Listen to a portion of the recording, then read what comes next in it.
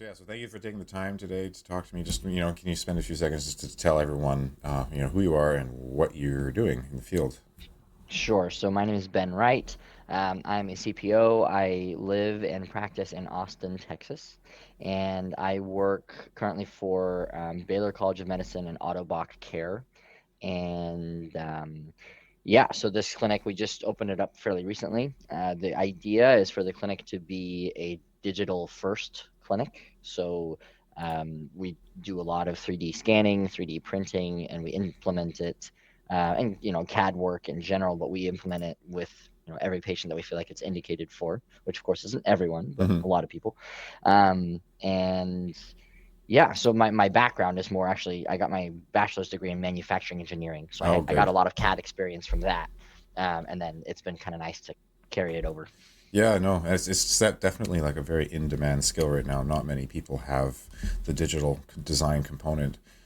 So you've had the luxury of doing it essentially from more or less the beginning of your career, I take it, right? Like, Sure. do you remember a time, before digital design was prevalent, and like, what were you doing before you started experiencing digital workflows and just how it's Yeah, different from now?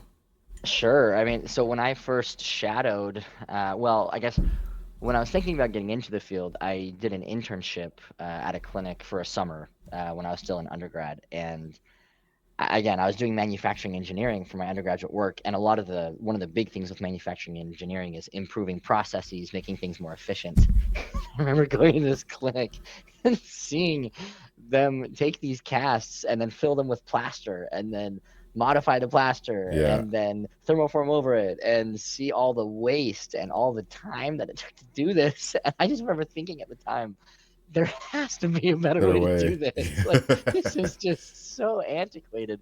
Of course, no disrespect to the field, of course. I mean, we've come a long way, and there are masters of our craft, of course.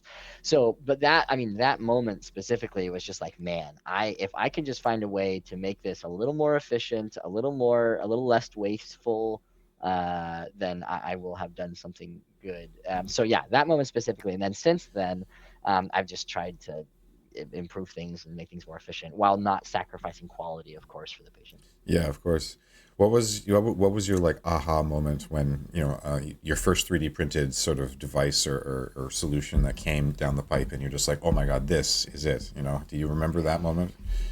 Yeah, the I dabbled with it a little bit in school. Not for any patients, more for just classmates. So Oh yeah. one of my friends, I actually had her stand. I remember we created this scanning fixture. Basically, we got this plexiglass sheet, and I had her put her foot on it because she wanted some custom inserts. Her feet, she had some foot issues. So I got underneath her on the ground. I think I had the structure sensor on the iPad, and I scanned the bottom of her foot on this plexiglass plate, and then I 3D printed it with a 3D printer that we had there Mm. in our lab space, and then I printed some custom foot orthoses for her. I used Design Studio, or at the time it was oh man, what was it called? Standard Cyborg at the time. We Yeah. had a license in school, so I used that and I 3D printed them, and she loved them. And so that again, that wasn't a big clinical setting. Later, I did my first 3D printed AFO. I casted the patient, modified it myself, 3D scanned it. I modified it in plaster first, scanned it, sent it to Brent Wright. He had it 3D printed. I ordered a carbon fiber spring and I attached that to the foot shell and the tibial shell, and that was dynamite. That was great. So that was really the first like actual clinical application where it's like, okay, hey, this Wow. can work. Like this really could do this. Yeah. This could make a difference. And so like you're doing a lot of research, I'm sure, in your role and doing a lot of innovation as well, not as on top of clinical care. So, I take it 3D printing and digital design has become the forefront of any sort of research based or rapid prototyping based application for new devices, is it? In kinda. I do a lot of carbon fiber prepreg design. Okay. So at least as far as lower limb orthotics go, and that's a lot of what I do. So, however, the one of the things that I want to improve, again, instead of doing plaster work, I would much prefer to either take a cast, scan the cast, and then do CAD design and export it as a foam model that can Yep. then be carved, and prepreg can be done over that. Hmm. At this point, 3D printing carbon fiber, it's not like super efficient and it's not super great for orthotics. Eventually, I think it will be, which will be great. So as far as CAD design, yes, being exported for foam models to be laminated over. For thermoplastics, though, for kids, I think yeah. For 3D printed AFOs for kids and stuff, yes, that's definitely something that I'm very interested in, and I think that'll be really really great. Wow.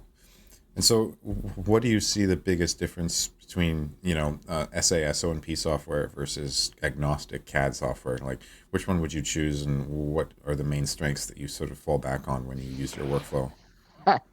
That's a good question. We so that's actually at this point it's kind of an open question. We're still kind of figuring that out.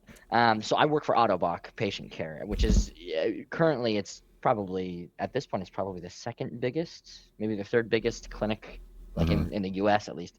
And so we're my clinic here in Austin. We're kind of going to be pioneering what that looks like what digital design looks like for lower limb orthotics, and possibly for transfemoral as well. So we're kind of still figuring that out. For 3D printed for the microband, which is a cranial helmet, and then also for Ottobock's transtibial socket, there's a software we use called Anatoscope. Mm. That's where we do a lot of our positive model modification. And we're starting to pilot that for AFOs, Okay. which is really cool. But that's just positive model modifications, not necessarily like 3D, Hmm. exporting for 3D printed, shells Design. and stuff. So for that, I don't know yet. I'm not sure. So it's a mixed bag at this point, I guess, to answer your question. I It. use both, Hmm. but for design, I guess I use more agnostic softwares when I need to just CAD up my own kind of componentry, if Yep. that makes sense. Yep. So I think like I use Fusion 360 a lot. So I use that if I need to, create something specific that I'm going to attach to another device. Nice. Nice. Well, you took the course. You took one of the the Fusion 360 beginners training. How was it for you, and like what would you tell a beginner who's interested in maybe taking the course? What did it offer you? How could it help report their practice based on your experience? Sure. I think I think overall it just helped me to think a little bit more ahead. So sometimes when I start a CAD design, again, just kind of like a component that I want to Mm-hmm. attach, sometimes I'm not thinking like steps in the future of like, okay, if I do this now, it's really going to help streamline things in the future. Yeah. So like you have way more experience with it than I do. So it was really helpful to say just to see from the beginning, hey, we're going to do this right now, and that's going to save us these steps later. It's going to save us time. It's going to make the whole thing more efficient. So I would say just having a little bit more perspective on how to make it even more efficient, even though CAD in general can be more efficient than other processes. I think having some more perspective on how to optimize the workflow, that's really really helpful. Nice.